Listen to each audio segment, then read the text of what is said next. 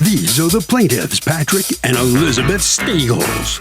Patrick says their former landlord is ignoring their requests for their security deposit to be returned, despite the fact they left the apartment in excellent condition.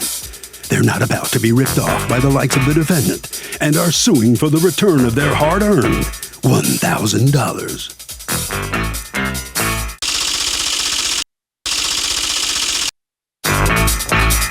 This is the defendant, Chad Henry. He says the plaintiffs got into a beef with a neighbor, and the windows of his apartment were smashed. They also trashed the apartment, and it's laughable they're coming after him today for their security, which was used to make the repairs to the place. He's accused of ripping off renters. All parties, please use your right hands.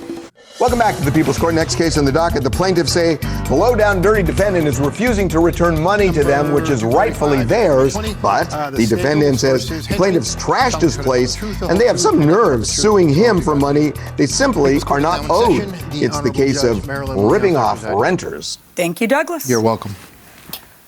All right. Mr. and Mrs. Steagles, you rented an apartment from Mr. Henry, correct? Yes, ma'am. And you were living there how long? About 11 months. 11 months, and then what happened? We found a better, more suitable house with a yard, and we acted fast on it. And we told Chad within, we told him 28 days before that we were moving. We had an open-end date on our contract, and so we utilized that to move out when we needed to. Right. You have a month-to-month contract, which requires 30 days, not 28 days. So according to you, you told him when? 28 days, 4 weeks before we moved out. What's the actual date? I have it on my phone here. It's July 14th. Yes, Okay. When was the rent payable? Was it on the 1st of the month? 10th. 10th. Okay. So you were 4 days shy of the full rental period. The idea is that you're supposed to give 30 days notice. You're supposed to say it by the 10th the month before, so he has a full 30 days in order to rent it out. Now, Mr. Henry, according to you, it was inadequate notice because it was 4 days shy of the 30 days? It was inadequate notice. But according to you, they also left the place. How much was the rent, by the way? The rent was how much a month? $1,000. $1,000. Okay. And then, according to you, they also left the place in an unacceptable fashion, correct? Yeah, so broken windows, broken tiles. Basically, all the window treatments have been removed. What happened to this window? That was during, I was rearranging the house to move a couch in there, and one of the edges hit that window. And so you just left it that way? So when you say moving in a couch, that means you lived with it open like that all that time?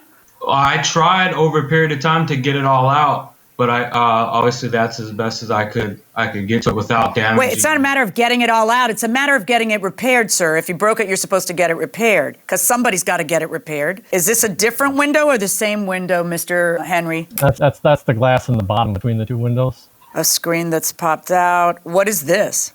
That's the door busted? Front door. But I actually put double shocks on it, and they managed to break both shocks. What's this a picture of? That's the awning. I don't know what they did to that. It was broken when we moved in. And we could see it was very flimsy, so I tried to secure it back up to the house, but every time any of those winds coming off the lake would come through, it would shake it. And so I'm guessing after we left, it must have fell down even further. Did it look this way when you guys moved out, Mrs. Steagles? I honestly can't remember, but it was in pretty bad condition when we moved in. Did you guys take pictures when you moved in of everything that was in bad condition? I mean, we did the walkthrough with him and pointed things out, and he noted even the tile that was cracked and loud he was going to That fix wasn't it, my but question. My question is, did you keep a record of everything that was wrong with it so that you wouldn't get blamed for it? No, ma'am. No, but we did take pictures before You we guys, left. anytime... Right, but take pictures whenever you get to a new apartment. You want to take pictures of every little thing that's wrong with it to make sure that if the day comes and you have to fight for a security deposit, you don't get blamed for a prior tenant's thing. You see what I'm saying? You want to take the pictures of it, because if all you got is you saying, I told him, I showed it to him, and then he says, no, you didn't. You guys broke it. Where are you going to go from there? So what you do is you take either a video with your phone very slowly of everything that's wrong with it, and the best tenants will just send all of it by email to the landlord to show, hey, I'm not complaining about this scratch or that scratch, I just don't want to get blamed for it. But either way, take the pictures when you move in. Because if not, and be able to prove that that's when those pictures were taken. So that's why you send an email back at move-in, so that there's no question that you don't get blamed for something. Was it that way when you gave it to them, Mr. Henry? The awning? No, not at all. What's with the door, Ms. Stagel? I took it off the hinge so I could move stuff from the basement out. Oh, well, that works for you. And then what'd you do afterwards? You just left it like that for someone else to put it back on? I was frustrated because of no contact with Chad, so I just kind of left it. How did this crack happen? This is at the foot of the It was stairs. like that.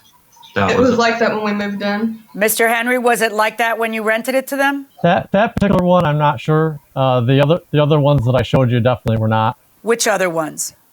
I think I sent some other pictures like that. That definitely was not like that. Yeah, this is next to the refrigerator. Was this? This next They to were the, previously cracked, but they got worse over time. This is kind of academic, to be honest with you, because you yourselves have admitted that you didn't give 30 days notice. I mean, you filed this lawsuit, but you know that the law requires 30 days notice. If it's 30 days, it's 30 days. That's what your contract says, 30. So you acted quickly because you got a good opportunity. That's fine. I understand that. But why doesn't that cost you? Why does that have to cost him his rights? I'm not saying we are owed all the money. We just had no communication with him to work out move out. Move out cost. I mean, if he wanted something this or that fixed, and we could. Oh no! See, he's not suing you. He doesn't have a counterclaim against you for the damages. He's just saying, number one, they owe me the money because they didn't give me 30 days notice. But by the way, Judge, look at all this damage. He's not counterclaiming you. He's just saying, wow, you got a lot of gall asking me for the 1,000 when you know you didn't give me the 30 days. A contract is a contract. It's not like, hey, but I abided by the contract a little. I only breached a little, so give me some of my money back. If you breach, you breach, and that's all there is to it. My verdict in this case is for the defendant. So the defendant prevails in this case. Mr. Stagels, let me ask you, what are you thinking right now? Chad knows what type of landlord he is, so I'm going to leave it at that. Yeah, but I mean, you left the place, you left a lot of things undone, leaving doors off, not repairing windows and things like that. Don't you feel kind of bad about that? No, not when you saw the mess that we moved into. And all the things Chad didn't or did do around that his properties. Well, Mr. Hemming, let me ask you, were you surprised when you found out they left so early? No, not at all. They were constantly getting in fights with the neighbors, and it's not a surprise at all that they wanted to get out of there. So I guess as far as you're concerned, it's goodbye, good riddance. Wouldn't that be the best way to put it, maybe? Yeah. All right. Well, congratulations. You win this one. Okay? Give one for the landlord. It seems like a lot of renters, a lot of tenants have this misperception about the 30 days notice sometimes. If I'm renting an apartment from you and my rent is due on the 1st of the month and I give you notice any day, let's say July 2nd or July 3rd, I just gave you notice for basically September. In other words, I can be out at the end of August because it's 30 days. It's a full 30-day rental period. Right. And so you're on the hook through the whole month of August, and that was certainly the situation here. It didn't really seem to make sense for them to be suing for the $1,000 security deposit, knowing that they owe $1,000 for the rent for that month. Well, that and knowing that they took a door off the hinges and left it there, cracked two windows. If you leave the window broken, I mean, come on, you're letting the elements in, bugs in, and God only knows what else. You don't want to leave a house in that condition.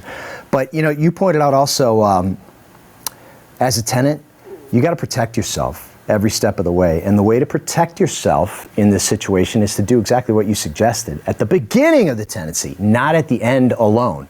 But anticipate you're going to be in a fight over that security deposit. Somebody's going to try and nickel and dime you, keep the whole thing. God only knows. Right. So you got to do exactly what you suggested. Take pictures of each and everything that's wrong with it and email them to the landlord. That's part of moving in. So that there's evidence of when the picture was taken by the email. Right. Okay. And the same for a landlord. You know, they should be taking pictures of the entire place and showing its conditions so they can show the before and after in order to keep a security deposit. Absolutely. I mean, you're entering into a contractual agreement when you sign a lease and you rent a place. You need to treat it defensively right from the jump and get out there and take those photos, take the video, and hold on to them or email them as you suggested to the landlord so that you got the high ground when the fight comes.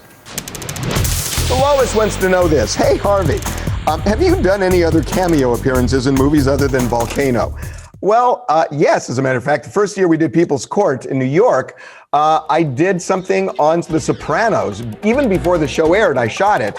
And our executive producer of People's Court, David Scott, thought, oh, I don't know about this show. Well, now he knows.